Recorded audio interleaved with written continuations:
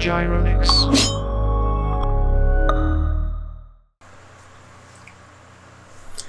Okay, welcome back to this C++ tutorial, and this is laboratory exercise 7. For this exercise, we will showcase the usage of do-while loop. So let's head back to the laboratory exercise. So the scenario again, we receive a message from Radia Perlman. She is an electrical engineering manager. Subject is prime number checker app. Good day. Grace told me about your programming skills, and I'm excited to work with you on a new project. We have an interesting requirement in our department that I'd like your assistance with. I need you to develop a C++ program that can determine if a given number is prime. So which means you are going to test or evaluate if the number is a prime number or not. By identifying prime factors, we can pinpoint potential energy saving opportunities and ensure efficient utilization of our electrical resources. Here's the overview of what the output should look like. Simply, the program will ask or prompt the user to enter a number. For example, the user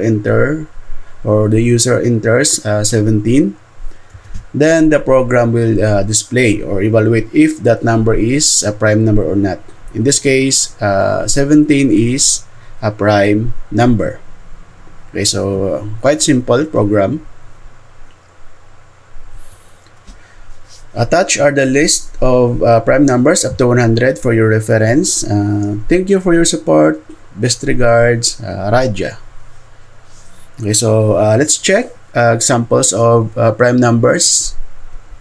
So, let's define what is a prime number. A prime number is a whole number greater than 1, whose only factors are 1 and itself. So, for example, these are the prime numbers. So, up to 100. Of course, there's more prime numbers.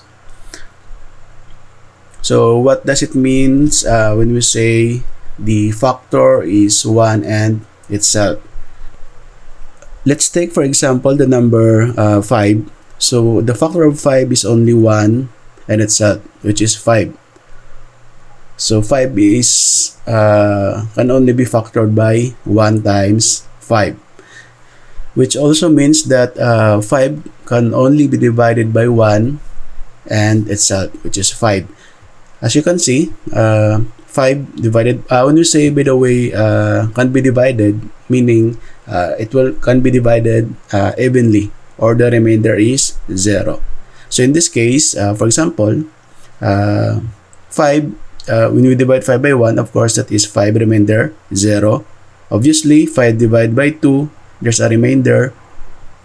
5 divided by 3, also there's a remainder. And 5 divided by 4, also there's a remainder. The last, of course, divisor is the number itself. So 5 divided by 5 is 1, remainder 0.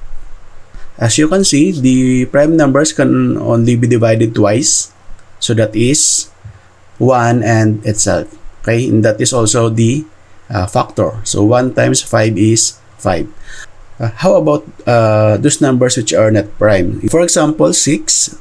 So as you can see, 6 can be divided by 1, by 2. So there's no remainder in this division. So 6 divided by 2, of course, 3, remainder 0. So 6 divided by 3 is 2, also remainder 0. So 6 can be divided by 1, 2, 3, 4, and 6. To summarize, a prime number can only be divided evenly twice. That is, can be divided by 1 and itself. But those numbers which are not prime, so as you can see, like 6, so it can be divided evenly more than twice. Okay, so take note of that. And now let's go to our code blocks IDE, and let's program this application. Okay, so let's create a project. So we have file, new project, console application, C++ of course, and the project title is lab 7. Let's say prime numbers. Then browse to your desired folder. In my case, I will select this C++ projects folder, select folder, and of course next, finish. And of course, let's try this project. So let's run first to make sure there's no error. Okay, build.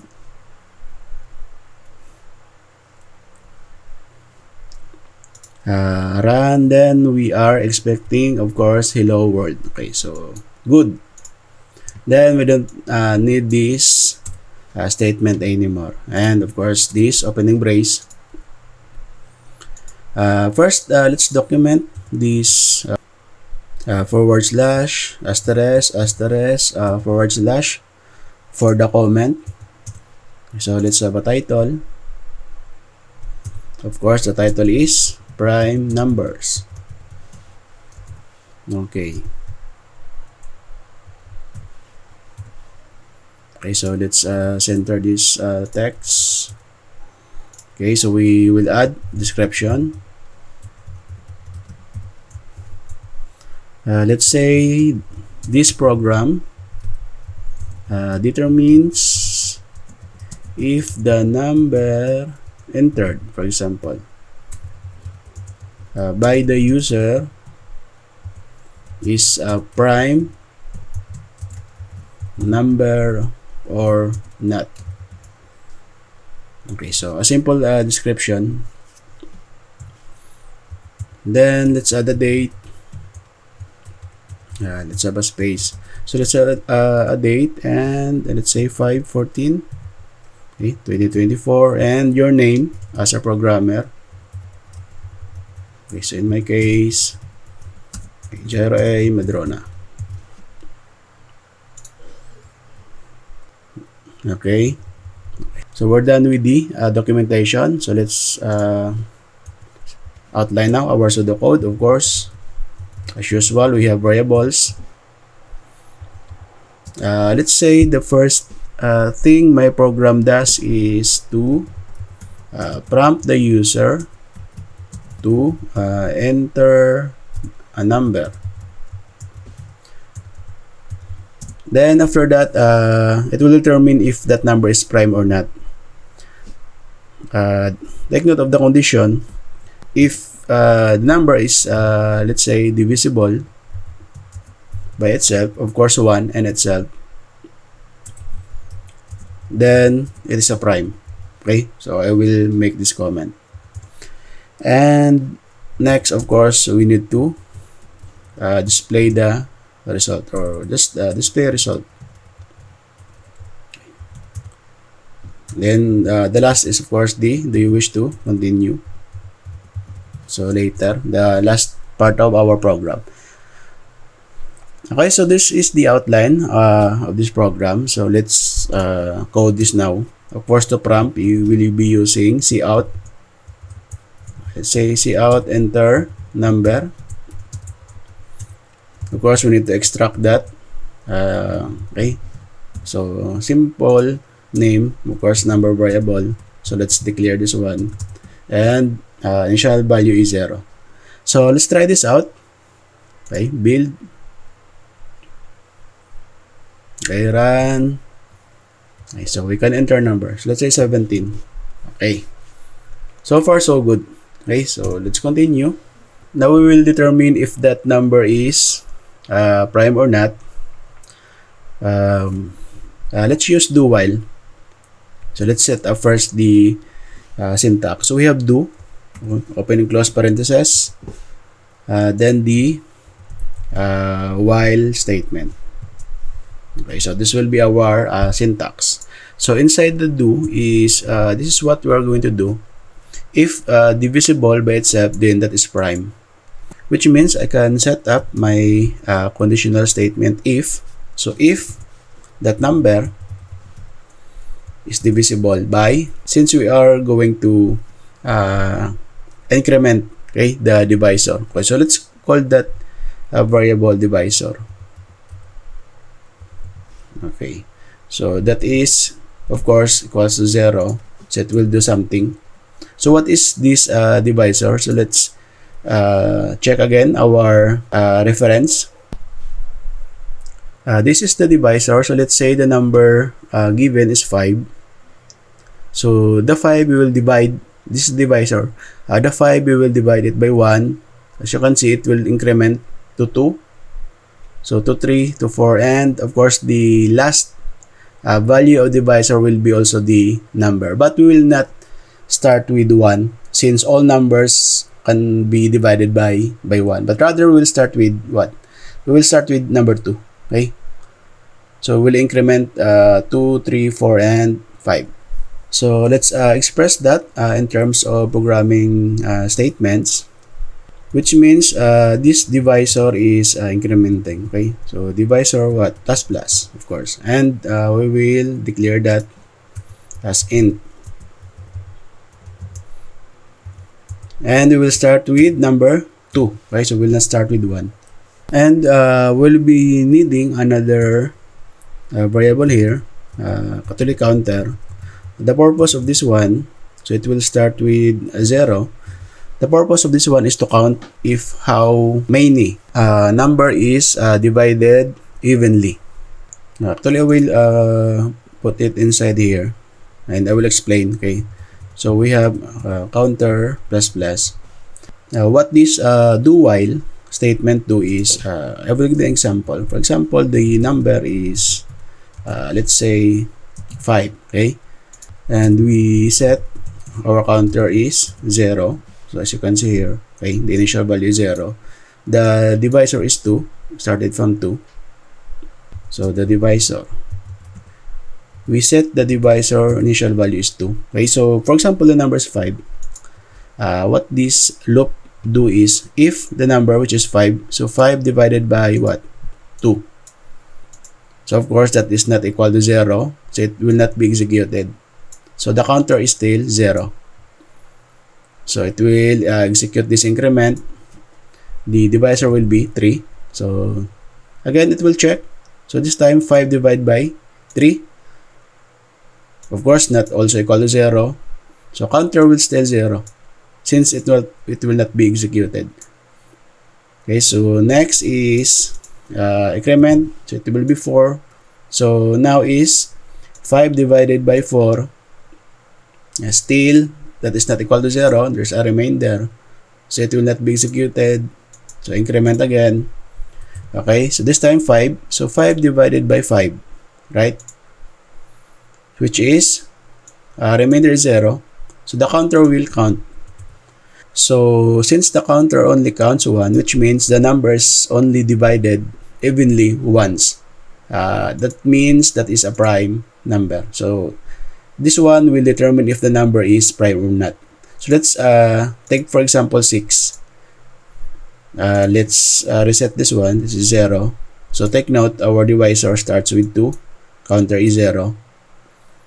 Okay, so this is 2. That's the initial value. Let's say the user input 6. So what the program does is, okay, so it will test this condition. So 6 divided by 2. Of course, remainder is 0. So counter will be executed. So counter plus plus, it will count to 1. Right? So it will execute this line. Now it will be 3. So this time, okay, so 6 divided by divisor, which is 3. So there's no remainder, of course. 6 divided by 3 is 2. Remainder 0. So it will be executed. Okay, it will increment. So now the counter is equivalent to 2. So increment again, it will be 4. So 6 divided by 4, of course, there's no remainder. It will be executed. 3. This one, increment 5. 5 divided by 6 divided by 5, of course, it will not be executed. So this one will increment 6. So 6 divided by 6, of course, 1, remainder 0. It will increment. Okay. So we have now more than 1. So this is the condition later for our prime number or not. If the counter is 1, that is a prime number. And if that is more than 1, then that is not a prime number. Okay? So this is what this do statement or the do while statement do. It will execute or it will loop until what? So the condition is it will continue to execute as long as the number is less than, or the divisor rather, since that is what we are incrementing. So if the divisor is less than or equal to number, okay. So the maximum, of course, is the number inputted by the user. Okay, let's try to display the result now. So as what I have explained, if the counter is equal to 1, so it means the number is only divided evenly once, then that number, okay, so Cout number is a prime number. Okay, so as simple as that. Okay. Or let's use exclamation mark. Okay. Else, so which means it is more than 1. Cout, of course, that number is not a prime. So that is not a prime number. Okay, so let's try this code. Okay, build. Okay, run. Okay, so 5, of course, 5 is what? Okay, a prime number. So that's good. Let's try 6. Okay, run. Of course, 6 is not a prime number, so that's correct. Let's try another number. Based on this example, let's try 61. 61 is a prime number. Okay, build or run. So no need to build since it's so 61 is, of course, a prime number. And let's say 90. So 90 is not a prime. Okay, so 90.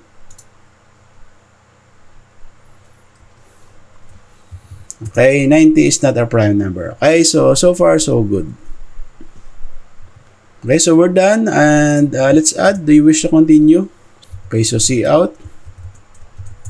Do you wish to continue? Question mark. So y or n.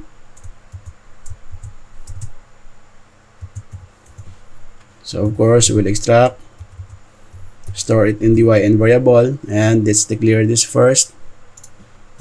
Yn as character. So we have char. Okay, yn is initial value is y. Okay, then let's only allow y or n. So while yn is not equal to y and yn, so let's have a space. Yn is not equal to n.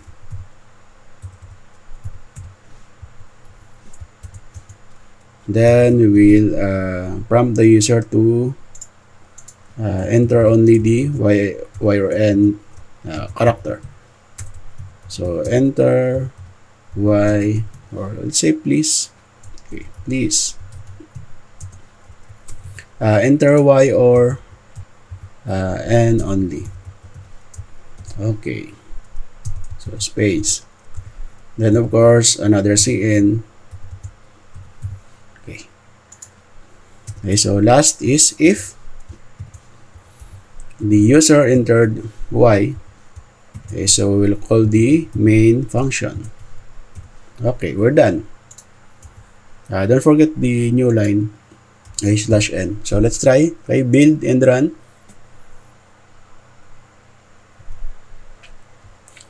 And we forgot the semicolon. Okay. So, build. Okay, run. Let's say 6. Okay. So, of course, not a prime number. 5. So, a prime number. Okay, let's try another letter, or let's say 9. Okay, please enter Y or N only. Enter F. Okay, so yes. 99 is not a prime number. Okay, so yes. How about 1009? Okay, 1009 is a prime number. Okay, so no. Okay. Okay, so we're done with this activity, and I think this is quite easy exercise. So see you on the next exercise, laboratory exercise 8.